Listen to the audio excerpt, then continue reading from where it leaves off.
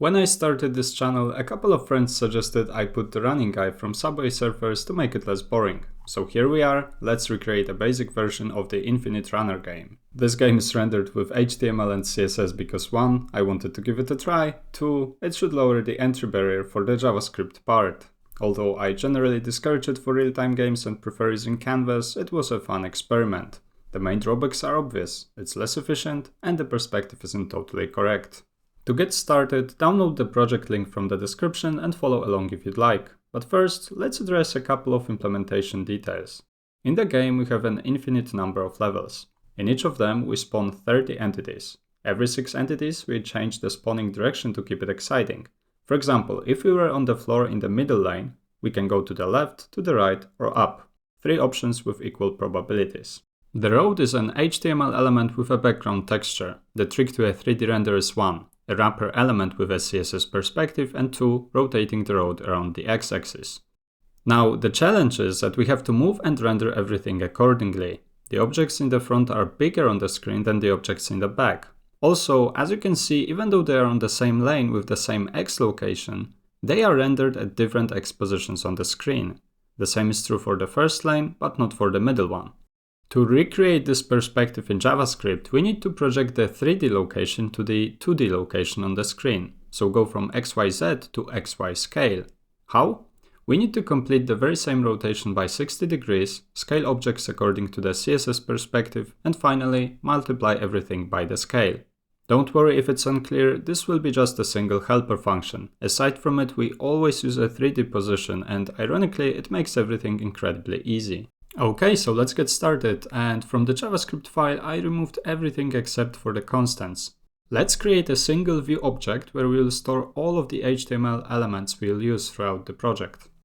We already defined all of them in the HTML file: level, score, scene, road, runner. The only exception is entities, because we want to create them dynamically so that we don't have to copy-paste 30 elements and we can control them with the entities per level constant. After creating a div element, we temporarily hide it, attach it to the scene, and finally return it so that we have an array of 30 elements. Notice how we have to do document get element by ID scene. We cannot use view scene because we are just initializing that object.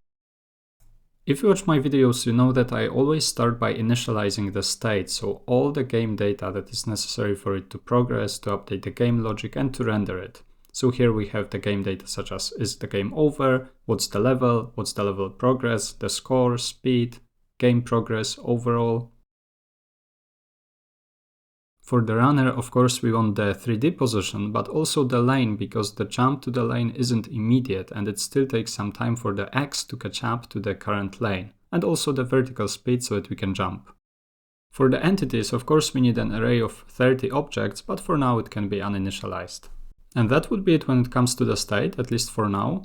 And what I would like to do next is define a couple of helper functions that are almost self-explanatory.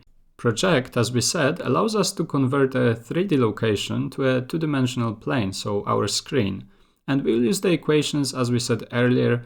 We added an additional parameter called rescale, and that is if we wanted to manually rescale an object while still respecting the perspective rescaling that will happen. So rescale is, let's say, our own scale of an object in the 3D space, and then another rescaling will happen thanks to the scale, so that an object is bigger in the front and smaller in the back. To apply this to the position, we will use a CSS property called transform. Inside of it we can use translate X, translate Y, and scale, and that's exactly how we move our objects on the screen. By the way, I can already see I did some typos above, but no worries, we'll come back to it and fix it later. Every object in the game is on one of the 3 lanes, so we have to convert the lane it is on to the actual X position, and to do so we just need to know the lane width, and it's quite easy. Now, to be honest, I hard-coded it. When we update the spawning position, we can go left, right, or top. However, not always all the neighboring lanes are available. For example, when you are on the left, you cannot go left anymore, and when you are on the right, you cannot go right. So I suggest we grab the left lane, the right lane, and simply check if they are available, and that should be it. Now the main function where we initialize our game and start the game loop. And the game loop is always the same. We update the state, we render the state, we update the state, we render the state, and so on. And that mechanism is only possible thanks to the request animation frame. This is the superior way to render your game.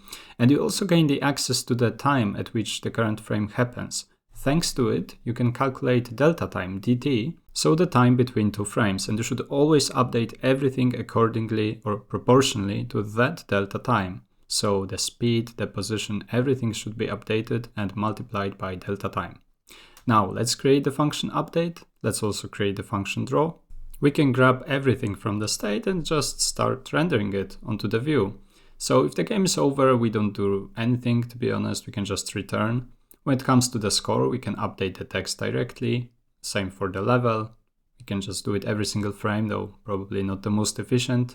Because the runner is always at the same depth, the same Z position, we have to update the background position Y so that it keeps moving and do it accordingly to the game progress. However, we need to speed it up even more because of the road angle. And you will see how beautifully this illusion plays. Now we can also render our runner, but remember, to do so we have to use the function project. And now we can use getTransform and we automatically can update that onto the style transform. Similarly, if the runner is in the air, we should stop the animation because it would look quite ridiculous, to be honest, and otherwise we keep running the animation. I tried to run it and I can see already some of the typos I made. The first one is it should be RY for rotated Y, and the next one is here it should be a plus because only then the rotation is correct. And voila, we got the level, the score, and also our runner is in the correct place and already running. Time to implement the game events, basically reacting to the key that the player presses. And we have just 4 possibilities here. One of them is going left, one of them is going right, one of them is going up, so jumping, and the final one is restarting the game when we already lost. When you use the modern API, so event key, you get access to these beautiful names such as arrow left, arrow right. Okay, so moving to the left is just the current lane -1, but remember we cannot go beyond 0, so let's use math max. And similarly, to go to the right, we just add 1, except again we cannot go beyond the number of lanes -1. For the jump, let's make sure we are not in the air already. And if not, we can just change the vertical speed to the constant we chose. That's our initial speed. We will be pulled down by the gravity, so another constant we chose. And finally, when it comes to the spacebar, all we're doing is checking if the game isn't over. We can create a completely new state with getInitialState and assign it to our state object. Also, by now the runner has a class called dead, so let's remove it, and now the game is restarted. We call this function just once in the init function, and that should be it. On its own, it doesn't do much because we update the lane, we update the vertical speed, but we don't really do anything with it, so the position of the player doesn't change at all. We need to start implementing our update function, so again, we grab everything from the state, we check if the game is over, if yes, we can just return, and now, if our level already progressed beyond the level length, that means we can spawn new entities, so the next level. When it comes to the game speed, remember to multiply everything by the delta time. We progress the level, we progress the game in general, so the global progress, and we also accelerate the game with game acceleration so that it's easier to lose every single moment. Now we will create a function called updateRunner, and here we can implement everything that is missing for our player to move. The horizontal movement is incredibly easy. We just check what's the actual X position of the lane we are supposed to go to, and we check if we aren't already at that position. If not, let's go more towards left or right until we finally reach that destination. Of course, there is a constant runner speed that determines how quickly we move horizontally, and also remember to always multiply by dt. Everything should happen proportionally to delta time. And what about the vertical movement, so jumping? Well, if we are in the air, the gravity should pull us down, so decrease our speed or actually increase our speed because the negative value is going up. And our Y position is updated accordingly to the vertical speed. And that's it. If we now try to run it, our movement should be completely implemented, so we should be able to go left, right, and even jump, as you can see. What's missing right now is all the entities, so all the coins and bombs we have to avoid. So in getInitialState, aside from having an empty array, let's also have spawn level entities. I actually didn't mean to initialize this function here, I meant to just call it.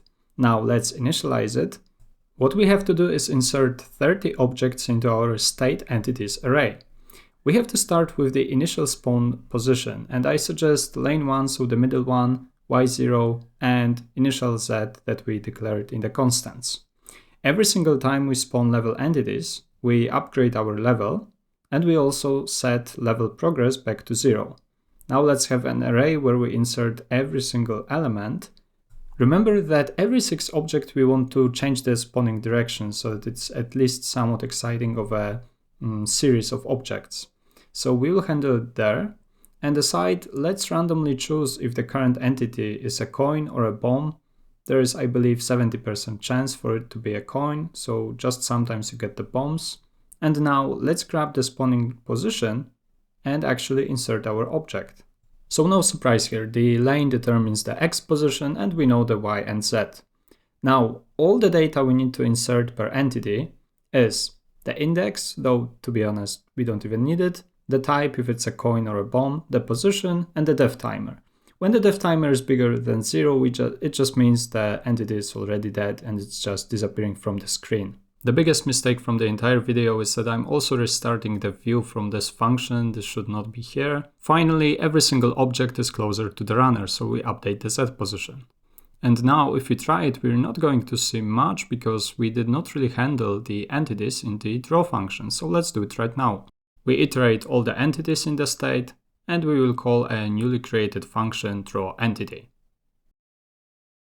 As you can see, we will also need the runner data. I will explain it in a moment why it's necessary. If the entity is dead, so it has an active def timer, we simply return from the function and can also call drawDeadEntity. It is a new function that we'll handle later. Because we store the index for every single entity, it's very easy to associate it with a view element. Our game is pseudo three-dimensional. In fact, everything is flat and has no depth. Thanks to it, we can easily check if something is behind the player and we would like it to appear on top. Then we simply modify the z-index in CSS and voila, we can see it in front of us. As always, to display the object, we simply project the position onto the screen and then we modify style transform with getTransform. Every single frame, we also have to update every single entity. Check if it's dead, bring it closer to the player, and also check for collisions with coins and bombs. So again, iterate through entities and create a new function updateEntity where we will handle every single entity separately. If the object is dead, all we want to do is keep increasing its def timer so that we can, for example, display an animation based on it. Next thing is bringing the entity closer to the player every single frame according to the game speed. And now let's check the entity type if it's a coin or a bomb because we handle those separately. For the coins, I want to be very tolerant, so we are almost like a magnet for collecting them. You can even collect 2 at the same time because all that matters is a three-dimensional distance from you and the coin. We can then increase the score and also kill the coin, which of course means just increasing the def timer. If it's bigger than 0, then the coin is dead. For the bomb, we don't want to make it as easy because we don't want to die that easily, so we'll create a separate collision function where we'll check if it happens or not between the runner and the bomb. And if it's true, we simply set game is over true. We can create this function and let's come back to it in just a moment. The distance function is very easy because it's just a Pythagorean theorem except in 3 dimensions. So we get the difference between the x, then between the y's, then between the z's. We square all of them, sum it up, and get a square root out of the result. That's it. We can now come back to the function drawDeadEntity and try to recreate this effect upon collecting a coin where it has this disappearing animation, because we are clearly missing it in our game. This is a very simple linear animation. With time we just keep decreasing opacity and we also shift the position a little bit to the right and top. So let's create a new position by copying all of the previous properties, and now all we have to do is add a little bit of value on top of the x and y according to the entity def timer. Next thing we can do is also increase the scale with every single frame. As always, we project that position onto the screen. we grab the transform according to the screen position, but there will be a small addition because we can also rotate it with every single frame. So let's rotate it along the y-axis, and that will give a nice final touch. Now again, to grab the element, we will use entity index. So we do view entities, and now we know which element to choose from. And the final thing is to set those properties in CSS. So we have style opacity and also style transform. Inside of it, we combine both the original transform with the position and scale, as well as our rotation. So now when we try to collect the coins, you can see they disappear nicely and all of the effects are combined. What you can also notice is that the spawning position is always the same because we don't change it, and we can go through bombs, which is not ideal. But at least you can see that the z-index ordering is correct. So let's return to spawn level entities and implement the missing part, which is change spawn position. Inside of this function, remember the plan we had. We either consider the neighboring lane, so we change the x position, or we change the y position. So first, let's grab all of the possible lanes that we can go to. And now the new direction is either one of those lanes or changing of the y position. That's exactly why we add 1 here. So let's say 0 for new direction means going up or down, depending on the current y position. So let's check it. If we're on the floor, we go up to the floating position. If not, we go back to 0. Otherwise, new direction is the lane index plus 1, so we have to subtract 1, and voila, we go to the neighboring lane. When you restart the game, you can see that items spawn on top, then they go to the right, then they go down, then to the left, so it works exactly as intended. But when we complete the entire level, we should spawn the next level. And here all we need to do is run spawn level entities, state, and voila, that's it. Now, if you complete the first level, so let's give it a try. Let's try to collect as much as possible. We can see that the next level is spawned. The final thing we're missing is checking for the bomb collision. Generally speaking, checking for a collision between two rectangular cuboids is incredibly easy. If you know the sizes of the objects, all you need to do is go through every single of the 3 dimensions and do the following check. There are just 2 problems with it. First of all, our objects are flat, and second of all, even if we assumed some depths, I believe that check would be a little bit too harsh and make the game extremely difficult. That's why instead I adjusted those 3 values and hard-coded them like so. I know it's not ideal, but it's good enough for this game, at least according to my gameplay. Okay, so let's remove the typos and try it again. Now I'll try to intentionally hit one of the bombs, and as you can see, it stops the game. The final touch would be to change the CSS animation and class from running to dying, so we add the class dead, and when we try it again, the character should become a little bit grayish when we die, so let's give it a try. And that's it. Thank you very much for watching and see you next time. Best of luck. Bye bye.